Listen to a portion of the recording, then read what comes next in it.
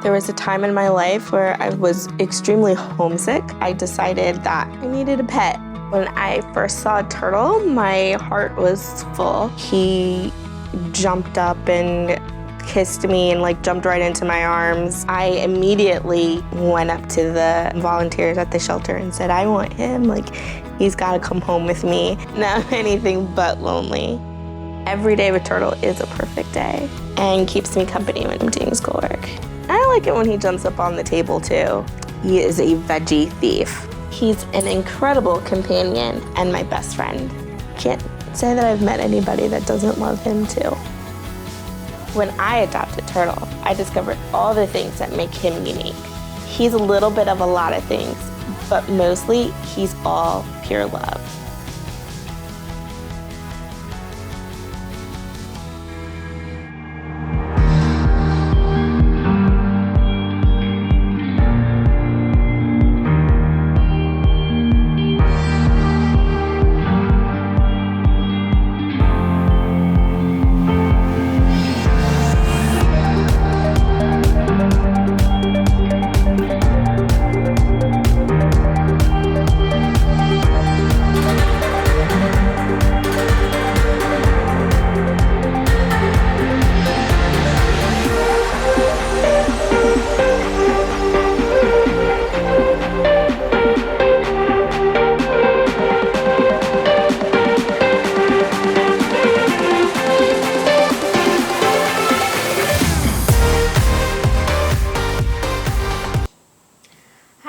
I'm Arianna Lasha, host here at Welcome Home Doggy, and today I'm here with Miss Audrey Maloof. Audrey, thank you so much for being here with us today. Yes, thank you for having me.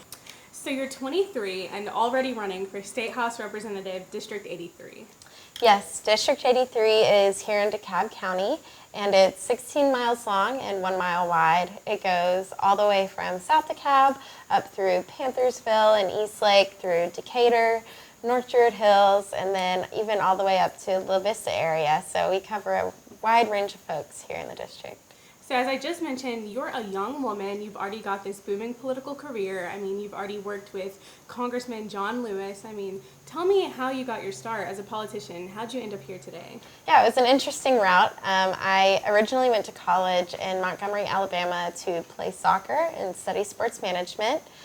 Coming from a very liberal community, moving directly into a more conservative community made me realize how passionate I was about my opinions and certain issues. So I came back to Atlanta to study public policy at Georgia State. My sophomore year of college, I got an internship with Congressman John Lewis and have been there ever since. So it's been over 3 years now in his office.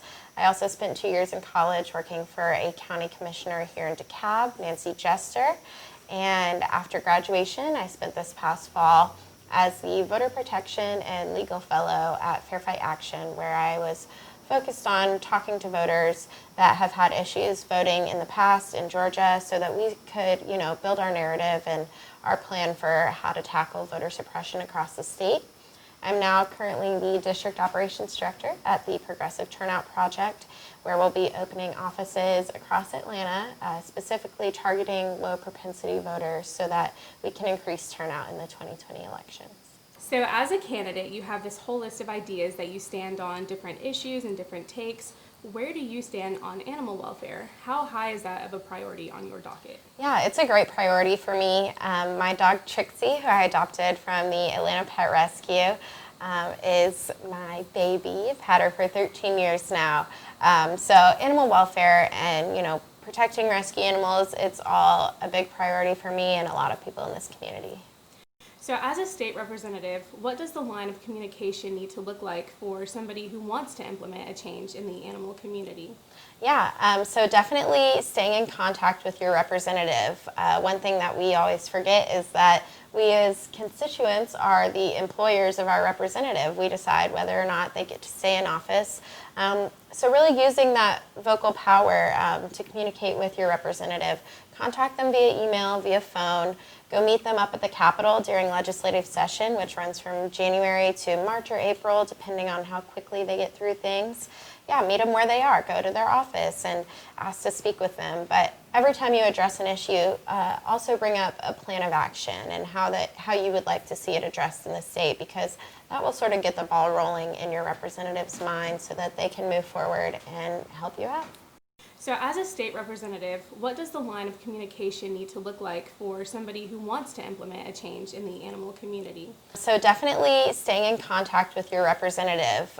One thing that we always forget is that we as constituents are the employers of our representative. We decide whether or not they get to stay in office.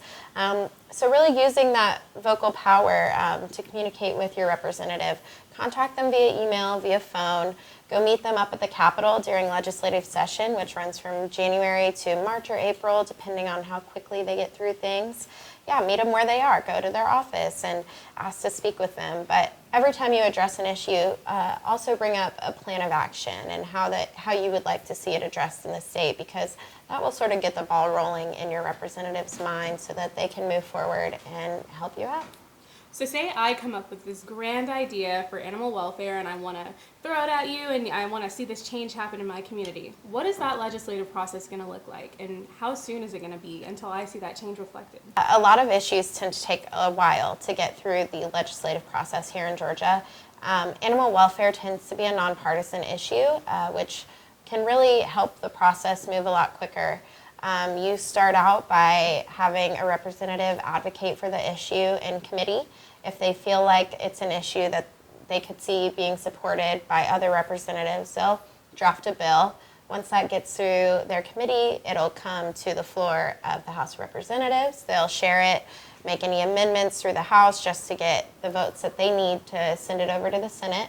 Once the Senate decides that they like the parameters and both sides agree on one version of the bill, it'll go to the governor's desk to be signed into law, and then January of the next year it'll come to fruition. So it is a long process, but it takes work. I honestly feel like I'm back in a 5th grade history class with the whole process that you just mentioned, but I mean, in all honesty, that could be lengthy and maybe discouraging to some. I mean, how would you encourage people to continue and make sure that they are having their voices heard? I like to use the process as a continuous reminder of the issue that you're advocating for. So each step, is a chance to bring it up again and talk more about it and to address it. Constituents are also able to track any legislation through the Georgia Legislative Tracker online, and they can really focus on how their bill is doing and how it's changing or moving through the process, and just always remembering that the core of your issue is it's going to take work to get to the corrected version of whatever you want to see done, but keeping that in your mind and your heart so that you don't get discouraged. As far as change goes, something that we're seeing more of in Georgia and all over really are these ideas of vet deserts. Places where people don't have easy access for animal welfare, health care, medicine, anything like that. So do you know if the state has any plans to help eliminate these vet deserts, or is this even a topic of conversation? I haven't seen specifically vet deserts addressed, but I have seen other kinds of healthcare deserts being addressed at the state level, like in rural communities in Georgia. We have a lot of hospital deserts, so maybe a way to address it could be tagging along with some of those issues and also advocating, hey, we need pet welfare as well, and healthcare for pets so that we can take care of everyone in our communities, and just I think that would be a good way to approach it. So you just mentioned hospital deserts for people, and we know that we have food banks for people. So what about food banks for dogs or animals? Do we have enough of those, and are there any plans to implement more? I haven't seen plans to implement more, but I do know that there are communities with it. Athens has a few, Atlanta has a few. I've even seen organizations like Meals on Wheels committing to bringing pet food with the human food that they're bringing to people at their door, people who might not have access to grocery stores or getting out, or even being able to afford to feed their pet. And it's very exciting to see organizations support that effort.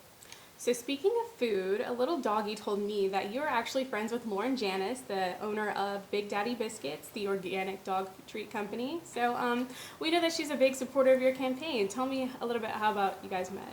Yeah, so we met through a mutual friend on social media. Someone posted about my campaign, and she was very excited to see a young woman running for office.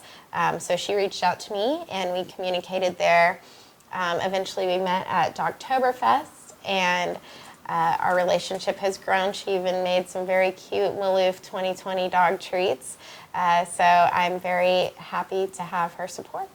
So you just said Dogtoberfest. What is Dogtoberfest and how can I go? Yes, you definitely need to go. Lots of very cute dogs in costumes. It takes place in October in East Atlanta Village, and all these community organizations centered around taking care of pets come and set up booths and just sort of become a community and talk with people in the community who have pets. And I definitely recommend going. That's even how I met Welcome Home Doggy. So speaking of community, are there any organizations here locally in your city that you can recommend to people, maybe struggling pet owners, to ensure the welfare of their animals? Yeah, we have the Lifeline Animal Clinic in Avondale that specifically focuses on low-cost spay and neutering, and they'll also do it for stray animals who don't have owners, and really making sure that the focus is around taking care of animals rather than the cost. And so they make healthcare for animals a priority.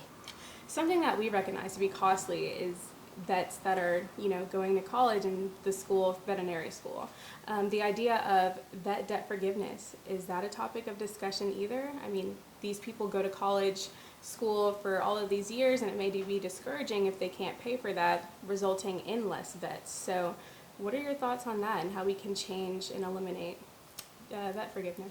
Yeah, debt forgiveness is a hot topic politically and is addressed at the state level but doesn't really get much traction.